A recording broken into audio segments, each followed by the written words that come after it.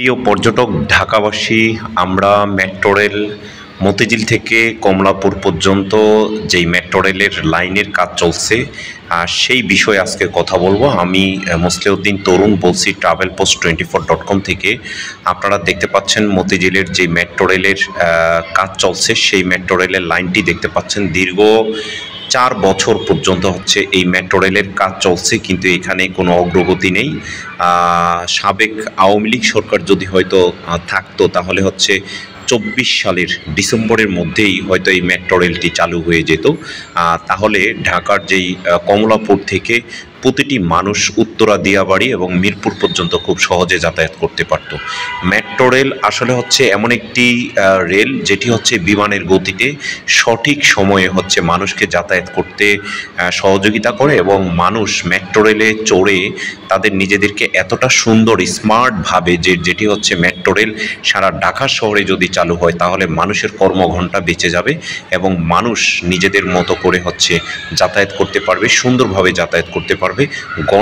পরিবহনের যেই জ্যামগুলো সেগুলো থাকবে না। আপনারা দেখতে পাচ্ছেন শাপলা চত্বর, যেই শাপলা চত্বর নিয়ে ঐতিহাসিক শাপলা চত্বর, যে মতিঝিলের গোল চত্বর, সেখানেই শাপলা চত্বর করা হয়েছে। আপনারা জানেন জাতীয় ফুল শাপলা, আর পাশেই বাংলাদেশ ব্যাংক রয়েছে, এবং হচ্ছে বাংলাদেশ ব্যাংক সেনা কল্যাণ ভবন, এবং হচ্ছে আমরা আরও কয়েকটি ভবন আমরা এখানে দেখতে পাচ্ছি, যেই ভবনগুলোর জন্য হচ্ছে যেই মতিঝিল সেটি হচ্ছে বিখ্যাত হয়ে রয়েছে। আমরা জানি যে সাবেক সরকার তারা হচ্ছে 2022 সালের ডিসেম্বর মাসে 2023 সালের ডিসেম্বর মাসে হচ্ছে মেট্রো রেল উত্তরা, দিয়াবাড়ি থেকে উদ্বোধন করে হচ্ছে আগারগাঁও পর্যন্ত কিছুদিন চালিয়েছিল। তার পরবর্তীতে তারা হচ্ছে 24 সালে আবার হচ্ছে মতিঝিল পর্যন্ত চালু করেছে, কিন্তু মতিঝিল থেকে কমলাপুর পর্যন্ত মেট্রো রেল চালু ছিল না। কিন্তু তারাই এই প্রকল্পটি করে গিয়েছেন মেট্রো রেল 6, কিন্তু সেই মেট্রো রেল 6-এর কাজ ধীর গতিতে চলছে। এখানে বিভিন্ন কোম্পানির অবহেলা এবং হচ্ছে এখানে এই আইনি জটিলতা এবং অর্থনৈতিকভাবে বিভিন্ন যে ঠিকাদার কোম্পানি তাদের জটিলতার কারণে এখানে ক্ষুদ্রভাবে হচ্ছে কাজগুলো চলে যাচ্ছে।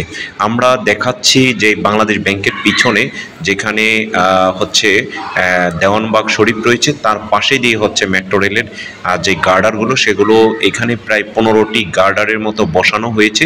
এখনও 4টি গার্ডার, 4টি নয়, এখনও 30টি গার্ডারের মধ্যে এখনও মানে 15টি গার্ডারের বাকি রয়েছে। সেই গার্ডারগুলো বসানো হচ্ছে। খুব স্বল্প সময়ে একটা গার্ডার বসতে প্রায় 1 থেকে 2 মাস সময় লাগে। সেটি আসলে জানি না অদৃশ্যমান কোনো কারণে, কিন্তু এই কাজগুলো অনেক স্লোভাবে, অনেক ধীর গতিতে চলছে। আমরা আশা করব এই মেট্রো রেলের কমলাপুর থেকে মতিঝিল পর্যন্ত যদি চালু হয়ে যায়, আশা করা যাচ্ছে আগামী বছর জুন মাসের মধ্যে এই কাজ শেষ হওয়ার সম্ভাবনা রয়েছে। কিন্তু তাও হচ্ছে শেষ হবে কিনা সেটিও কিন্তু নিশ্চয়তা নেই, কারণ অন্তর্বর্তীকালীন সরকার এবং হচ্ছে অন্যান্য যারা রয়েছে তারা সেইভাবে হচ্ছে এখানে কাজগুলো হ্যান্ডেলিং, তদারকি করতে পারছে না। এই মেট্রো রেল নিয়ে বিভিন্ন গুঞ্জন শোনা যাচ্ছে, এখানে বিভিন্ন দুর্নীতি, বর্তমান সরকারের বিভিন্ন কথা শোনা যাচ্ছে, কিন্তু আমরা সেই বিষয়গুলো না বলে আমরা যারা হচ্ছে যাতায়াত করছেন ঢাকা শহরের যানজট মুক্ত করার জন্য, যাতে হচ্ছে এই মেট্রো রেলের কাজগুলো খুব দ্রুত, সহজ, সুন্দরভাবে করা হয়, এবং এই মেট্রো রেলের নিচে যাতে হচ্ছে যেই 4 লেনের একটি রাস্তা হতে পারে, সেই রাস্তার মধ্যে হচ্ছে কমলাপুর থেকে মতিঝিল পর্যন্ত খুব সহজে যাতায়াত করতে পারবে। তো পর্যটক আপনারা যারা আমাদের ট্রাভেল ব্লগ দেখেন, তারা লাইক, শেয়ার, কমেন্টস করবেন, ইউটিউবে সাবস্ক্রাইব করবেন। আমরা আসলে আপনাদের জন্য এই ভিডিওগুলো করে থাকি। আপনারা আমাদের বিভিন্ন সময় পর্যটনের ভিডিও দেখে থাকেন। আমরা দেখাচ্ছি কমলাপুরের যে অংশ, সেই অংশে অনেকগুলো পিলার উঠেছে, এবং কমলাপুরের যে স্টেশনটি, সেই স্টেশনের উপরে কিন্তু কাজ চলছে। সেই আইকনিক কাজগুলো আপনারা দেখতে পাচ্ছেন। কমলাপুর রেল স্টেশন আগের থেকে অনেক সুন্দর হচ্ছে, এবং টিটিপাড়া আন্ডারপাস যেটি, সেটিরও কাজ চলছে, সেটিও আমরা আপনাদেরকে অন্য ভিডিওতে দেখাবো। কমলাপুর রেল স্টেশনটি, যেটি নতুন যে মেট্রো রেল স্টেশন দেখতে পাচ্ছেন, সেই ছাউনিটি প্রায় হচ্ছে করা শুরু হয়েছে। আমরা এই ভিডিওটি আপনাদেরকে দেখাতে পেরে এবং আপনারা দেখতে পেরে, এবং আপনারা নিজেরাও গিয়ে হচ্ছে সেখানে দেখবেন, জানবেন। এবং এই মেট্রো রেলটি হলে মতিঝিল থেকে খুব সহজে, কমলাপুর থেকে হচ্ছে উত্তরা দিয়াবাড়ি পর্যন্ত খুব সহজে যেতে পারবে। আমরা আরেকটি কথা বলবো, উত্তরা দিয়াবাড়ি থেকে যদি টঙ্গী পর্যন্ত যদি মেট্রো রেলটি এক্সটেনশন করা হয়, তাহলেই কিন্তু আরও দ্রুত মানুষ হচ্ছে গাজীপুর পর্যন্ত যেতে পারবে। আমরা আরেকটু জানি যে মেট্রো রেল এখান থেকে যেটি রয়েছে, এবং আমিনবাজার হয়ে একটি মেট্রো রেল, পাতাল মেট্রো রেল ঢাকার মধ্যে ঢুকবে, এবং বিমানবন্দর থেকে পাতাল রেল হয়ে আবার কমলাপুর একটি মেট্রো রেল এই কমলাপুর সেটির সাথে যুক্ত হবে।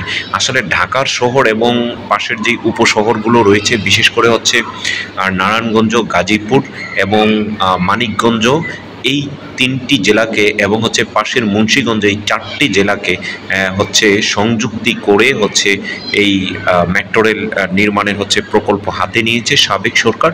সেটি যদি বাস্তবায়ন করা হয়, তাহলে ঢাকার শহরের হচ্ছে যানজট অনেকটা কমে যাবে, মানুষের কর্মঘণ্টা বাড়বে, এবং ঢাকা শহর সুন্দর হবে।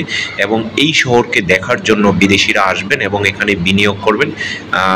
এবং সেই ক্ষেত্রে আমাদের যে ঐতিহ্যবাহী জাতীয় রেল স্টেশন, সেটি হচ্ছে কমলাপুর রেল স্টেশন, সেইখানেও সৌন্দর্য বর্ধিত হবে। মানুষ গণপরিবহনের চেয়ে হচ্ছে সরকারি এই পরিবহনগুলো ব্যবহার করবে, এবং সরকার যাতে হচ্ছে এই মেট্রো রেলের মাধ্যমে লাভবান হয়, সেই বিষয়গুলো সবসময় মাথায় রাখবে। কারণ সরকারের কয়েক হাজার কোটি টাকা এখানে হচ্ছে ব্যয় করা হচ্ছে, সেই বিষয়গুলো যাতে মাথায় রাখে।